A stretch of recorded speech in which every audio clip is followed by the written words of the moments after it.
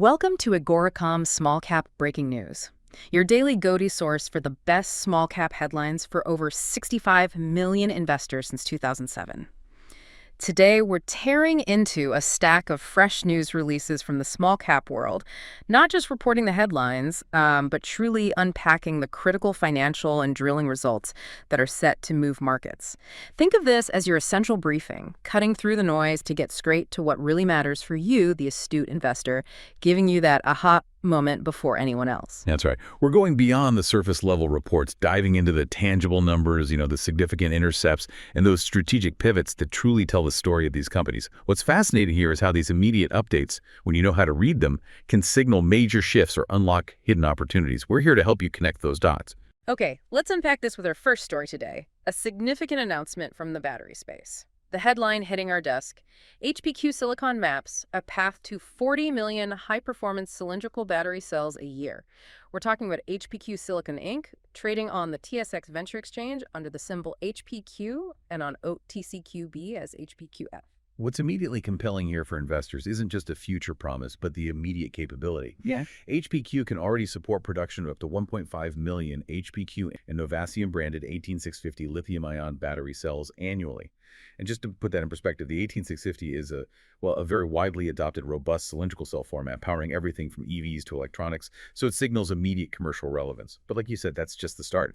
They have a clear plan to scale this to roughly 40 million cells a year as they expand capacity for their third-gen silicon-based anode material. Right. Here's where it gets really interesting, because it's not just about big numbers. The company will start by supplying engineered anode material from Novasium's facility in Lyon, France, and will subcontract cell manufacturing. This isn't about building a massive, capital-intensive factory from scratch. It's a capital-light manufacturing strategy. Can you explain why that approach is such a game changer, especially in the battery industry, which is often so heavy on capital? Exactly. This move strategically shifts HPQ from being purely, let's say, a research and pilot stage company into commercial-ready territory. And crucially, without the immense capital burden of building and operating a multi-billion-dollar battery factory, it means they're not tying up shareholder capital in brick and mortar, right? They're focusing on their core innovation and materials.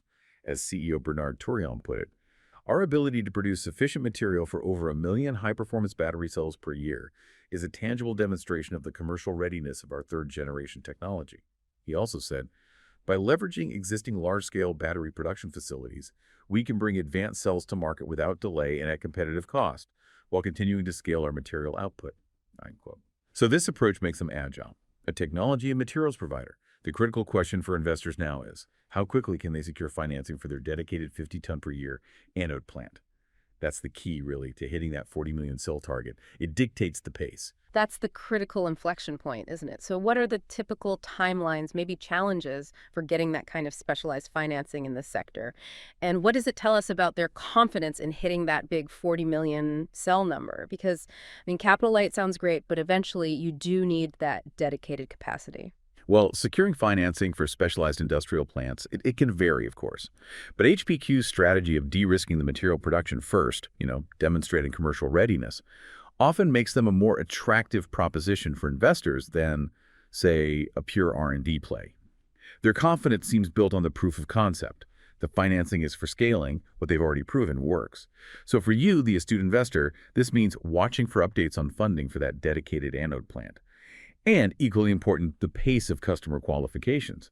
Those are your critical near-term markers for HPQ Silicon. Okay.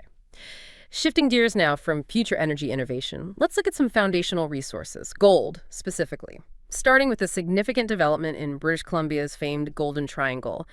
The headline reads, Tudor Gold extends high-grade mineralization at Treaty Creek, setting up a more ambitious underground program. This is Tudor Gold Corp., trading as TUD on the TSX Venture Exchange and TDRRF on OTC. Yeah, the results from their Treaty Creek project are, they're pretty significant. The first 2 holes of the 2025 program returned multiple high-grade intercepts.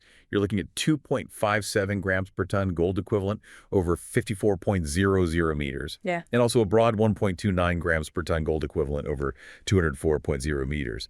Just for context, that 2.57 Grammy is considered a very solid grade. Over 50 meters, that's quite something. These aren't just isolated hits. They really reinforce the scale of the project's core deposit, and crucially, they support a strategic shift. a move towards more efficient exploration deeper down. Strategic shift indeed.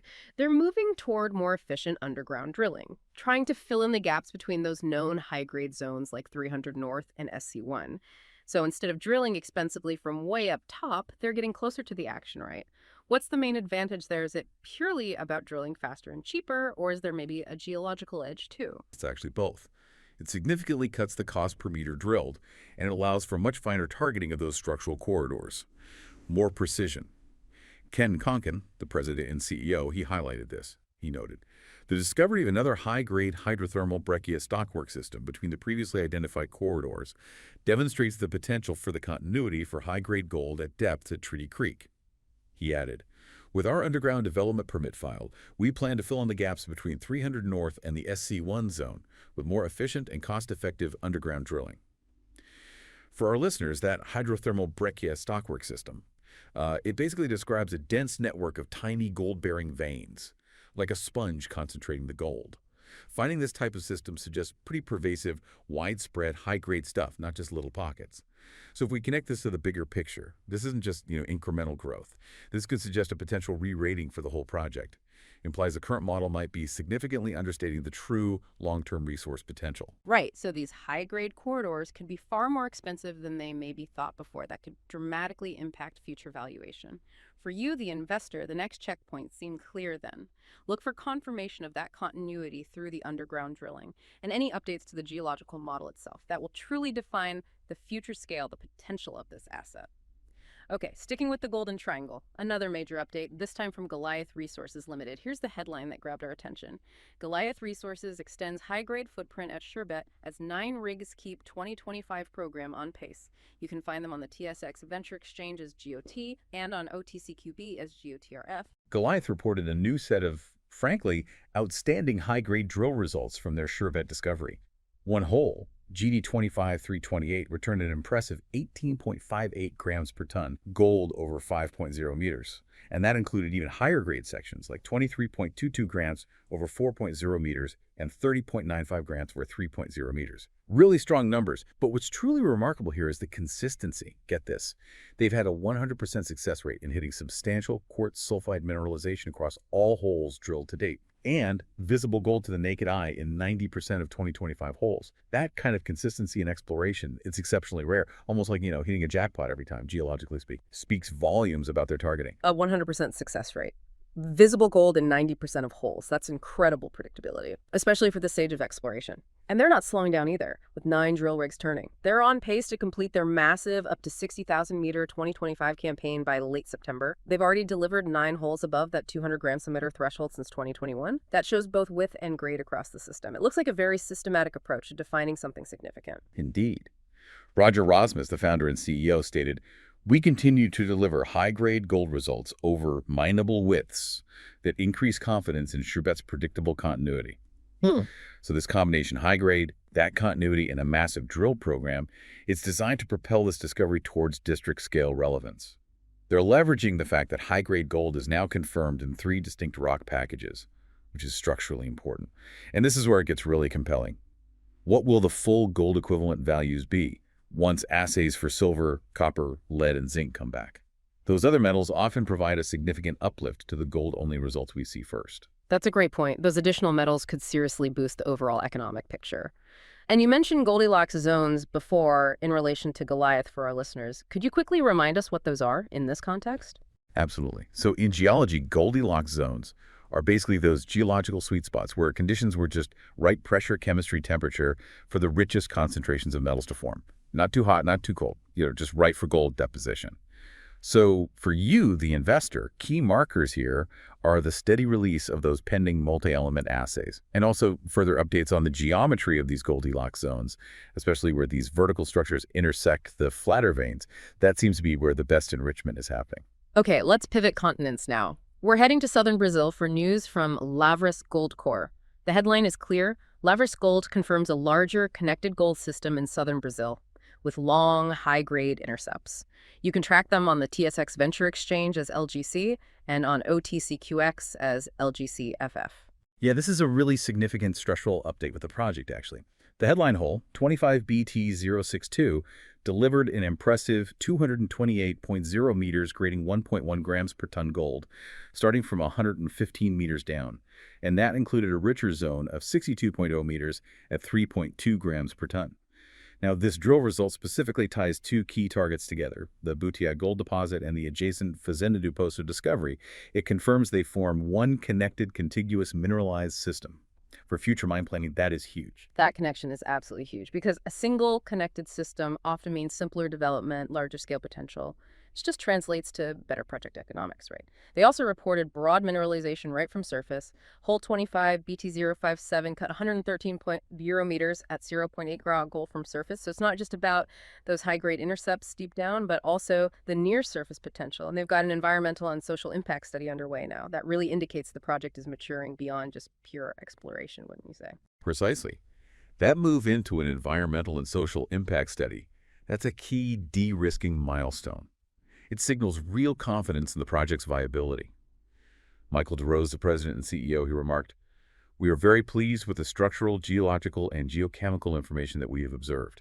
And he added, "These results move us toward our goal of identifying an economically feasible gold mine on this property."